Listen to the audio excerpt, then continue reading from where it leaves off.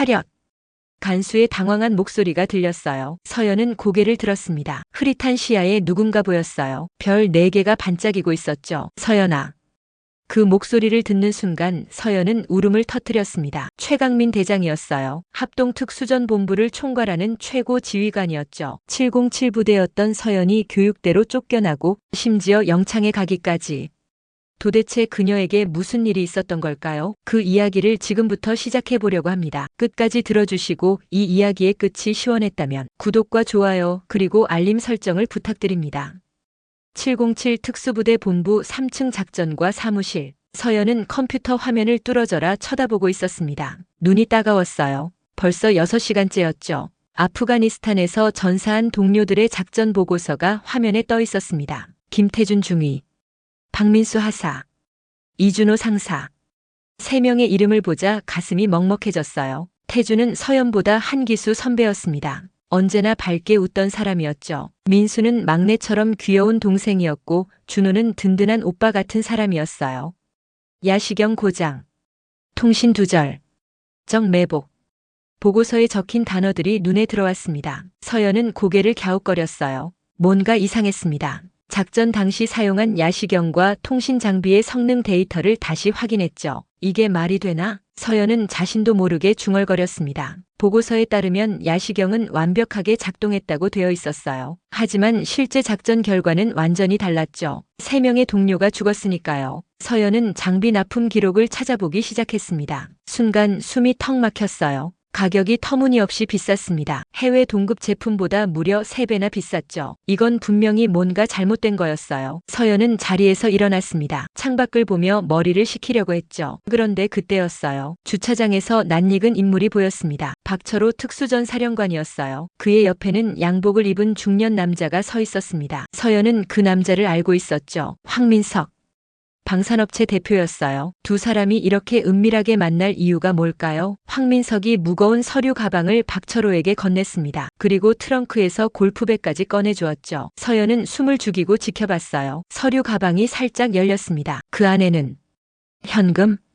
서연의 눈이 휘둥그레졌어요. 두꺼운 현금 다발이 보였습니다. 박철호가 만족스러운 표정으로 고개를 끄덕였죠. 서연의 가슴이 두근거리기 시작했어요. 이건 명백한 뇌물이었습니다. 동료들이 죽은 이유가 이제야 명확해졌죠. 불량 장비 때문이었어요. 그리고 그 뒤에는 이런 더러운 거래가 있었던 거였습니다. 서연은 주먹을 꽉 쥐었어요. 분노가 끓어올랐죠. 이런 쓰레기들. 그때 문이 열렸습니다. 한석우 소령이 들어왔어요. 서연이 가장 존경하던 선배였죠. 특수부대에 처음 왔을 때부터 많은 것을 가르쳐준 사람이었습니다. 소령님, 큰일 났어요. 서연은 급하게 말했습니다. 발견한 모든 것을 설명했죠. 불량 장비, 비싼 가격, 그리고 방금 목격한 장면까지. 한석우의 표정이 굳어졌어요. 서연아. 목소리가 차가웠습니다. 서연은 뭔가 이상함을 느꼈죠. 여자가 특수부대에서 쓸데없는 일에 목숨 걸지 마. 네? 서연은 자신의 귀를 의심했어요. 믿었던 선배의 입에서 이런 말이 나오다니. 조용히 지내. 너 하나 때문에 부대 전체가 뒤집어질 순 없어. 소령님, 우리 동료들이 죽었어요. 태준이가, 민수가, 준호 상사가 불량 장비 때문에 죽었다고요. 서연의 목소리가 떨렸습니다. 배신감에 온몸이 떨렸죠. 한석우가 서연의 어깨를 잡았어요. 손에 힘이 들어갔습니다. 마지막 경고야. 입 다물어. 서연은 그의 손을 뿌리쳤어요. 눈에 눈물이 고였지만 참았습니다. 실망이에요, 소령님. 한석우는 차갑게 웃었어요. 실망? 넌 아직 세상을 몰라. 내일 뭔 일이 일어나도 놀라지 마. 그는 나가면서 문을 쾅 닫았습니다. 서연은 그 자리에 주저앉았어요. 믿었던 사람의 배신이 가슴을 찢는 것 같았죠. 하지만 포기할 수는 없었습니다. 죽은 동료들을 위해서라도. 다음 날 아침 서연은 전방특수전 교육대 교관 발령 통보를 받았어요. 강원도 깊은 산속으로 가라는 명령이었죠. 사실상 좌천이었습니다. 한석우의 경고가 현실이 된 거였어요. 서연은 짐을 싸면서도 포기하지 않았습니다. 증거를 더 찾아야 했어요. 그날 밤 서연은 장비 창고로 향했습니다. 그곳에서 이동혁 상사를 만났죠. 동혁은 서연과 같은 생각을 하고 있었어요. 중위님, 이거 보세요. 동혁이 야시경을 들어 보였습니다. 렌즈가 심하게 왜곡되어 있었어요. 이런 걸로 어떻게 작전을 해요? 적군과 아군도 구분 못하겠네요. 서연은 통신 장비도 확인했습니다. 주파수가 불안정했어요. 실전에서는 치명적인 결함이었죠. 이런 장비로 실전 나가면 동혁이 말을 멈췄어요. 서로 눈을 마주봤습니다. 답은 이미 나와 있었죠. 아군끼리 오사할 수도 있어요. 동혁의 말에 서연은 온몸에 소름이 돋았습니다. 태준과 민수, 준호가 죽은 진짜 이유가 이제야 완전히 드러났어요. 상사님, 이 증거들 잘 보관해 주세요. 중위님은요? 전 내일 교육대로 가야 해요. 하지만 이건 끝이 아니에요. 반드시 진실을 밝힐 거예요. 동혁이 경례를 했습니다. 조심하세요, 중위님. 그놈들이 가만두지 않을 거예요. 서연도 경례로 답했어요. 다음 날 새벽 서연은 707 부대를 떠났습니다. 차 안에서 뒤돌아본 부대 건물이 멀어져 갔어요. 가슴속에서 뭔가가 툭 하고 끊어지는 느낌이었죠. 하지만 서연은 알고 있었습니다. 이건 끝이 아니라 시작이라는 걸. 정의를 위한 긴 싸움의 시작이었어요. 창밖으로 해가 떠오르고 있었습니다. 붉은 태양이 마치 피처럼 보였어요. 아프가니스탄에서 흘린 동료들의 피처럼. 서연은 주먹을 꽉 쥐었습니다. 손톱이 손바닥을 파고들었지만 아프지 않았어요. 동료들의 죽음이 헛되지 않게 하겠다고 마음속으로 다짐했습니다. 강원도 깊은 산속. 서연이 탄 군용 트럭이 비포장도로를 달렸습니다. 몸이 이리저리 흔들렸어요. 창밖으로는 끝없는 침엽수림만 보였죠. 문명과는 완전히 단절된 곳이었습니다. 특수전 교육대. 간판조차 제대로 없는 낡은 건물들이 나타났어요. 여기는 신병들과 문제를 일으킨 군인들이 오는 곳이었습니다. 재교육이라는 이름으로 격리되는 곳이었죠. 서연이 트럭에서 내리자마자 차가운 산바람이 얼굴을 때렸어요. 4월인데도 여기는 겨울 같았습니다. 김서연 중위. 날카로운 목소리가 들렸어요. 조민석 중령이었습니다. 교육대장이었죠. 그의 눈에는 노골적인 저기가 가득했어요. 여자 특수부대원? 조민석이 코웃음을 쳤습니다. 침을 뱉듯 말했죠. 웃기는 소리. 여자가 무슨 특수부대야. 707? 거기도 이제 기준이 떨어졌구만. 서연은 입술을 깨물었어요. 반박하고 싶었지만 참았습니다. 여기서는 그가 왕이었으니까요. 오늘부터 넌 일반 교육생이야. 특별대우 따위는 없어. 조민석이 시간표를 던졌습니다. 서연이 그것을 보자 숨이 막혔어요. 새벽 4시 기상. 4시 30분부터 10km 완전 군장 구보. 6시 아침 식사 10분. 6시 30분부터 오후 11시까지 연속 훈련. 11시 30분 취침. 잠자는 시간은 겨우 4시간 반이었어요. 못하겠으면 지금이라도 포기해. 여자니까 봐줄 수도 있어. 조민석이 비웃었습니다. 서연은 꼿꼿이 서서 대답했어요. 하겠습니다. 뭐? 훈련 다 하겠습니다, 중령님. 조민석의 얼굴이 붉어졌어요. 화가 난 것 같았죠. 첫날부터 지옥이었습니다. 완전 군장 구보에서 서연은 맨 앞에서 뛰었어요. 무거운 배낭이 어깨를 짓눌렀지만 표정 하나 바꾸지 않았죠. 뒤에서 다른 교육생들이 헐떡거렸습니다. 저 여자 뭐야? 로봇이야? 누군가 숨을 헐떡이며 말했어요. 점심시간은 없었습니다. 대신 전투 식량을 뜯어서 훈련하면서 먹어야 했죠. 서연은 익숙하게 한 손으로 전투 식량을 먹으면서 사격 자세를 유지했어요. 그때 조민석이 나타났습니다. 교육생들, 집합, 모두가 훈련장 중앙에 모였어요. 조민석이 씩 웃었습니다. 오늘은 특별 시범을 보여주겠다. CQC 근접격 투술 시범이다. 그가 서연을 가리켰어요. 김서연 중위. 나와. 서연이 앞으로 나섰습니다. 심장이 빠르게 뛰었지만 침착함을 유지했죠. 너희들한테 보여주겠다. 여자가 특수부대에서 얼마나 쓸모없는지. 조민석이 교관 8명을 불렀어요. 모두 덩치가 큰 남자들이었죠. 한 명씩 덤벼. 김중희를 쓰러뜨려 봐. 첫 번째 교관이 달려들었습니다. 주먹이 날아왔어요. 서연은 순간적으로 몸을 낮췄죠. 그리고 상대의 팔을 잡아 비틀었습니다. 으악! 교관이 바닥에 나뒹굴었어요. 두 번째, 세 번째 교관도 마찬가지였습니다. 서연의 움직임은 물 흐르듯 자연스러웠어요. 707 부대에서 매일 갈고 닦은 실력이었죠. 8번째 교관이 쓰러졌을 때 훈련장은 조용해졌습니다. 서연은 숨 하나 거칠게 쉬지 않고 서 있었어요. 반면 바닥에는 8명의 교관이 신음하고 있었죠. 역시 707 출신은 다르네. 교육생 중 누군가가 감탄했습니다. 다른 교육생들도 경외감 어린 눈으로 서연을 바라봤어요. 조민석의 얼굴이 시뻘개졌습니다. 이가 갈리는 소리가 들릴 정도였어요. 훈련 계속한다. 오늘은 새벽 2시까지다. 그날부터 서연에 대한 탄압은 더 심해졌습니다. 식사 시간은 5분으로 줄었고 잠자는 시간은 3시간이 됐어요. 하지만 서연은 버텼습니다. 아니, 버텨야만 했죠. 죽은 동료들을 위해서라도. 일주일이 지난 어느 날 밤, 야간 침투 훈련이 있었어요. 칠흑 같은 어둠 속에서 절벽을 타고 내려가는 훈련이었죠. 야시경 착용. 교관의 명령에 모두가 야시경을 썼습니다. 서연도 야시경을 썼는데 뭔가 이상했어요. 렌즈가 흐릿했죠. 707 부대 창고에서 본 불량품과 똑같았습니다. 김영수 하사. 먼저 내려가. 영수라는 신병이 절벽 끝에 섰어요. 그는 겨우 20살이었죠. 손이 떨리는 게 보였습니다. 야시경이 이상해요. 앞이 잘 안 보여요. 영수가 외쳤지만 교관은 무시했어요. 닥치고 내려가. 영수가 로프를 잡고 내려가기 시작했습니다. 서연은 불안한 마음으로 지켜봤어요. 그때였습니다. 으악! 비명소리와 함께 둔탁한 소리가 들렸어요. 영수가 추락한 거였습니다. 서연은 곧바로 뛰어내렸어요. 절벽을 타고 미끄러지듯 내려갔죠. 바닥에 쓰러진 영수에게 달려갔습니다. 영수, 정신 차려. 영수의 다리가 이상한 방향으로 꺾여 있었어요. 골절이었습니다. 머리에서도 피가 흐르고 있었죠. 서연은 재빨리 응급처치를 했어요. 지혈을 하고 다리를 고정시켰죠.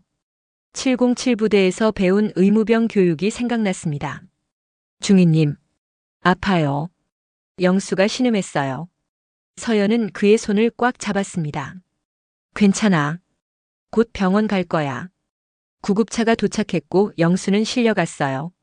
서연은 그 뒷모습을 보며 주먹을 쥐었습니다. 이런 식으로 동료들이 아프가니스탄에서 죽었구나. 절망감이 밀려왔어요. 가슴이 찢어지는 것 같았죠. 다음 날 아침 조민석이 서연을 불렀습니다. 사고보고서 작성했다. 그가 서류를 보여줬어요. 서연은 눈을 의심했습니다. 사고 원인 김서연 중위의 안전관리 소홀. 이게 무슨 소리입니까? 서연이 소리쳤어요. 조민석이 차갑게 웃었습니다. 내가 교육생들과 부적절한 관계를 맺어서 집중력이 떨어졌다고 추가했다. 뭐라고요? 서연의 온몸이 떨렸어요. 분노로 눈앞이 하얘졌죠. 증거도 있어. 내가 김영수 하사 손을 잡고 있는 사진. 응급처치하는 장면을 찍은 사진이었습니다. 하지만 각도를 교묘하게 잡아서 마치 다른 의미로 보이게 만들었죠. 이런 게. 서연이 주먹을 들어 올렸어요. 하지만 조민석 뒤에 헌병들이 서 있었습니다. 폭행하면 바로 영창이야. 아, 어차피 영창 갈 거지만. 조민석이 헌병들에게 고개를 끄덕였어요. 체포해. 헌병들이 서연의 팔을 잡았습니다. 수갑이 채워졌어요. 차가운 쇠가 손목을 조였죠. 10년 복무하면서 단 한 번도 군기 위반한 적 없는 장교를 이런 거짓으로. 서연의 목소리가 떨렸어요. 눈에 눈물이 고였지만 흘리지 않았습니다. 707 부대 제적 처분도 내려졌어. 이제 넌 끝이야. 조민석의 말에 서연은 무너지는 것 같았어요. 707 부대. 자신의 모든 것이었던 곳. 자랑스러웠던 그곳에서 쫓겨난다는 거였습니다. 헌병차 안에서 서연은 창밖을 봤어요. 특수전 교육대가 멀어져 갔죠. 이게 정의를 추구한 대가인가. 마음속에서 뭔가가 또 툭 하고 끊어졌습니다. 하지만 이번엔 달랐어요. 끊어진 자리에 더 단단한 무언가가 생겨났죠. 복수심이었습니다. 그리고 반드시 진실을 밝히겠다는 의지였어요. 군 구금시설 독방. 2m 곱하기 3m. 콘크리트 벽으로 둘러싸인 작은 공간이었어요. 변기 하나, 세면대 하나. 그게 전부였죠. 창문은 손바닥만 했고 철창이 가로막고 있었습니다. 서연은 차가운 콘크리트 바닥에 앉아 있었어요. 영창복이 몸에 맞지 않았습니다. 원래도 마른 편이었는데 지금은 더 말랐으니까요. 벌써 5일째 아무것도 먹지 않았거든요. 또 안 먹을 거야? 간수가 철문 구멍으로 밥을 밀어 넣었습니다. 김이 모락모락 나는 따뜻한 밥이었어요. 하지만 서연은 쳐다보지도 않았죠. 전 무죄입니다. 서연의 목소리는 쉬어 있었어요. 물도 최소한만 마셨으니까요. 동료들의 죽음이 헛되지 않게 해주세요. 간수가 혀를 찼습니다. 고집도 세. 여자 특수부대원이 이 정도로 버티네. 그는 비아냥거리며 돌아섰어요. 발소리가 멀어졌죠. 서연은 다시 벽에 기댔습니다. 현기증이 났어요. 눈앞이 가끔 하얘졌다가 까매지곤 했죠. 몸무게가 벌써 10kg은 빠진 것 같았습니다. 태주나 민수야 준호 상사. 죽은 동료들의 얼굴이 떠올랐어요. 그들이 마지막으로 웃던 모습이 생각났죠. 우리가 707이잖아. 최고 중에 최고. 태준이 그렇게 말했었어요. 아프가니스탄으로 떠나기 전날이었죠. 서연의 눈에서 눈물이 흘렀습니다. 배가 고팠어요. 너무나 고팠죠. 하지만 먹을 수 없었습니다. 먹는다는 건 굴복하는 거였으니까요. 7일째 되는 날, 문이 열렸어요. 조민석 중령이 들어왔습니다. 손에는 호화로운 도시락을 들고 있었죠. 김서연 중위. 그가 도시락을 바닥에 놓았어요. 뚜껑을 열자 고기 냄새가 퍼졌습니다. 갈비찜이었어요. 서연이 가장 좋아하는 음식이었죠. 먹어. 그리고 잘못했다고 한마디만 해. 그럼 바로 풀어줄게. 서연은 고개를 들었어요. 초점 없는 눈으로 조민석을 봤습니다. 전 잘못한 게 없어요. 말하는 것도 힘들었어요. 입술이 갈라져서 피가 났죠. 조민석이 서연의 머리카락을 잡았습니다. 이년아, 죽고 싶어? 서연은 웃었어요. 힘없이 하지만 분명하게. 죽어도 진실은 밝혀질 거예요. 조민석이 서연을 밀쳤습니다. 서연은 바닥에 쓰러졌어요. 일어설 힘도 없었죠. 계속 버텨봐. 얼마나 버티나. 그가 나가고 문이 쾅 닫혔습니다. 서연은 바닥에 누운 채로 천장을 봤어요. 형광등이 빙빙 도는 것 같았습니다. 환각이 시작된 거였죠. 9일째. 체중이 15kg 빠졌어요.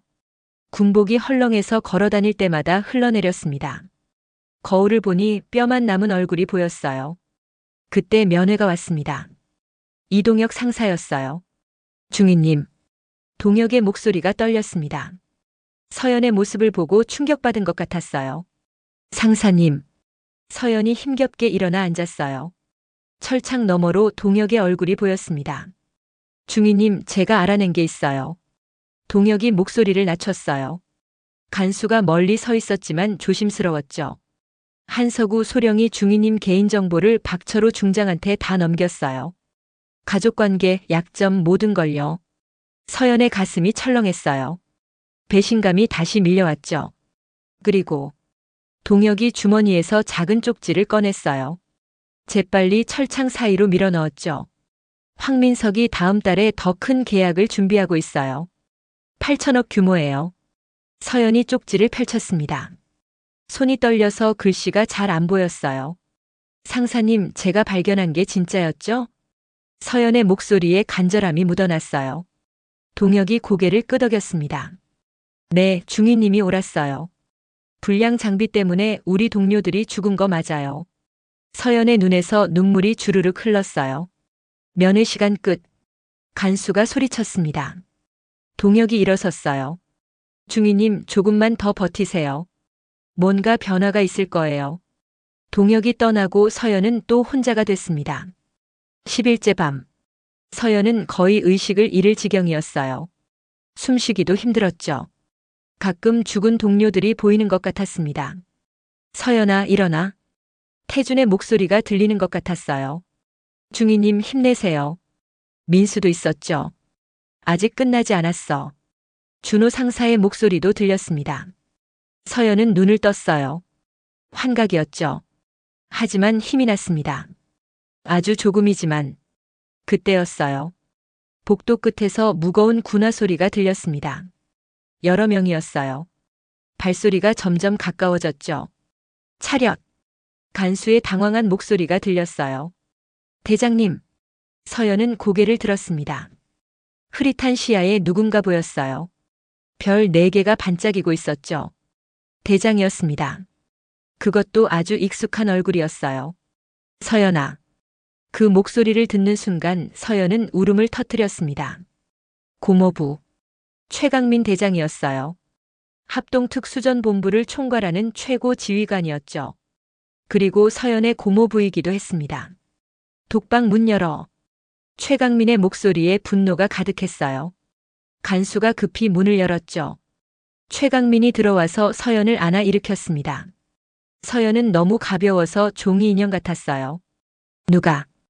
누가 너를 이렇게 만들었나? 최강민의 목소리가 떨렸어요. 분노로 떨리는 거였죠. 서연은 고모부의 품에서 겨우 말했습니다. 고모부. 동료들이 불량 장비 때문에 죽었어요. 알아. 다 알아. 최강민이 서연을 꼭 안았어요. 이제 내가 다 해결할게. 넌 이제 안전해. 서연은 안도감에 눈을 감았습니다. 10일 만에 처음으로 편안함을 느꼈어요. 복도에는 최강민이 데려온 부관들이 서 있었습니다. 모두 살기등등한 표정이었죠. 의무대로 데려가. 최고 의료진으로 치료해. 알겠습니다. 들것이 왔고 서연은 실려갔어요. 최강민은 그 뒷모습을 보며 주먹을 쥐었습니다. 박철호. 조민석. 그의 목소리는 얼음장 같았어요. 너희들은 끝났어. 독방에는 서연이 10일 동안 거부한 음식들이 그대로 남아 있었습니다. 썩어가는 음식 냄새가 났어요. 하지만 그것보다 더 썩은 건 군대 내부의 부패였죠. 이제 그 부패를 도려낼 시간이었습니다. 국군 수도병원 특실. 서연은 하얀 침대에 누워 있었어요. 링거가 팔에 연결되어 있었죠. 영양실조로 쓰러진 지 이틀이 지났습니다.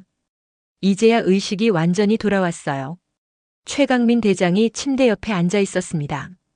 그의 얼굴은 여전히 분노로 일그러져 있었죠. 서연을 처음 봤을 때보다는 나아졌지만 여전히 화가 가시지 않은 것 같았어요. 서연아, 이제 말할 수 있겠니? 강민의 목소리는 부드러웠어요. 하지만 그 속에는 차가운 분노가 숨어 있었죠. 서연은 고개를 끄덕였습니다. 목소리는 여전히 쉬어 있었지만 말은 할 수 있었어요. 고모부, 처음부터 다 말씀드릴게요. 서연은 천천히 이야기를 시작했습니다. 아프가니스탄 작전 보고서에서 발견한 이상한 점들. 불량 야시경과 통신장비. 터무니없이 비싼 납품 가격. 그리고 박철호 중장과 황민석의 뇌물 거래 현장. 강민의 표정이 점점 더 굳어졌어요.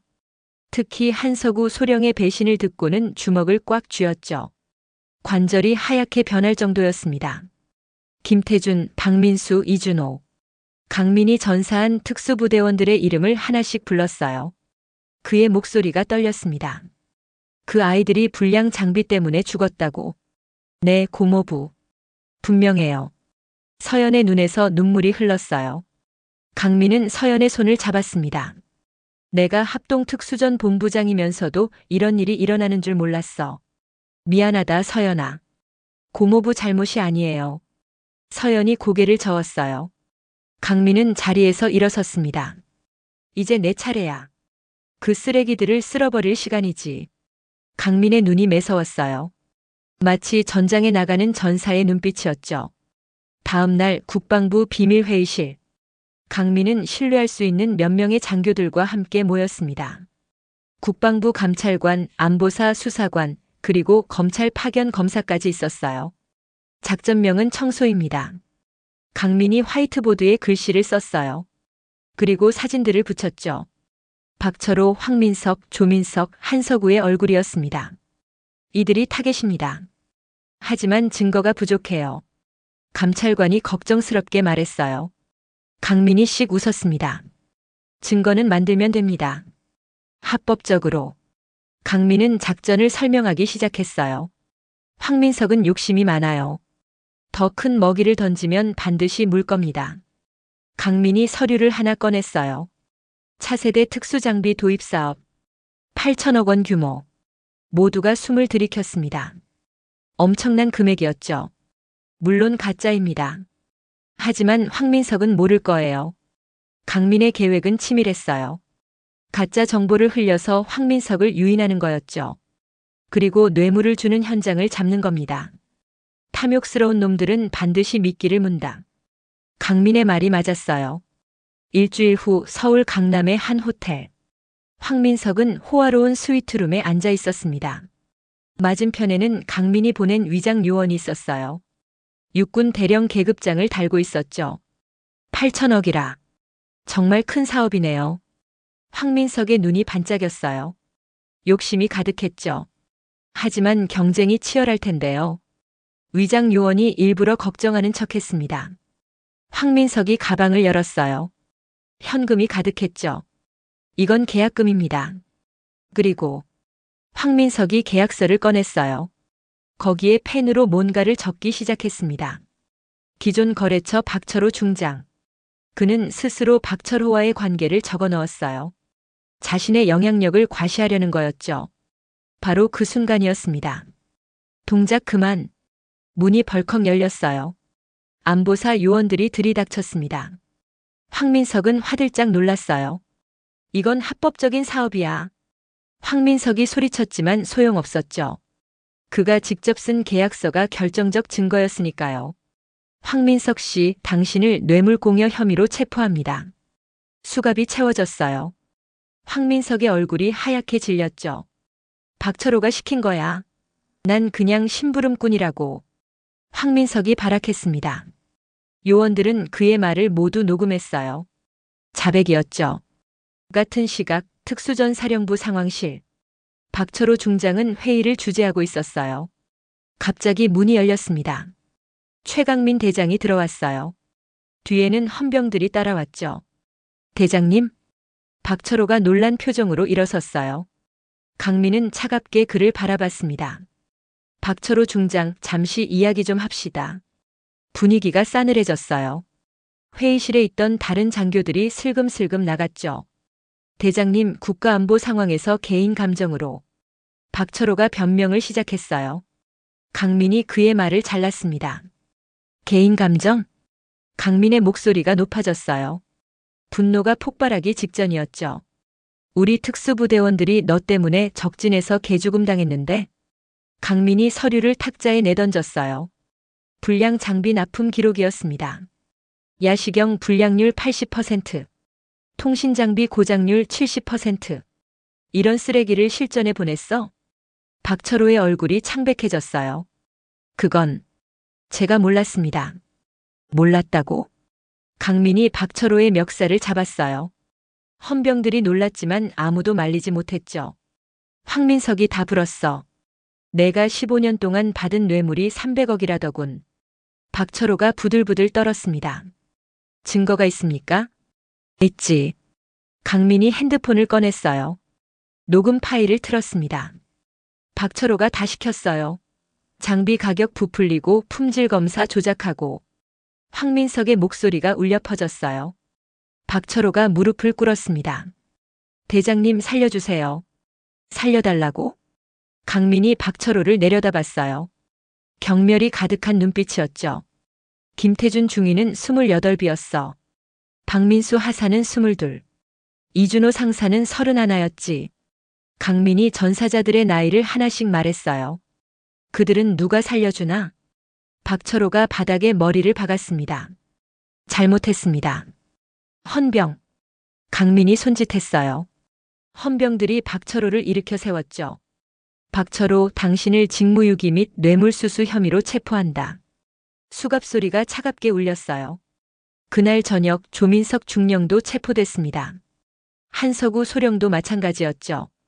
특수전사령부가 발칵 뒤집혔어요. 병원에서 이 소식을 들은 서연은 안도의 한숨을 쉬었습니다. 드디어 창밖으로 노을이 지고 있었어요. 붉은 하늘이 아름다웠죠. 하지만 서연의 마음은 여전히 무거웠습니다. 정의는 실현됐지만 죽은 동료들은 돌아오지 않으니까요. 강민이 병실로 들어왔어요. 서연아, 이제 시작이야. 네. 특수전 사령부를 완전히 뜯어고칠 거다. 그리고 넌 707 부대로 복귀해. 서연의 눈이 커졌어요. 정말요? 그럼 넌 진정한 특수부대원이니까. 강민이 서연의 어깨를 두드렸어요. 자랑스럽다 조카야. 혼자서 이 거대한 부패와 싸웠잖아. 서연의 눈에서 눈물이 흘렀습니다. 이번엔 기쁨의 눈물이었어요.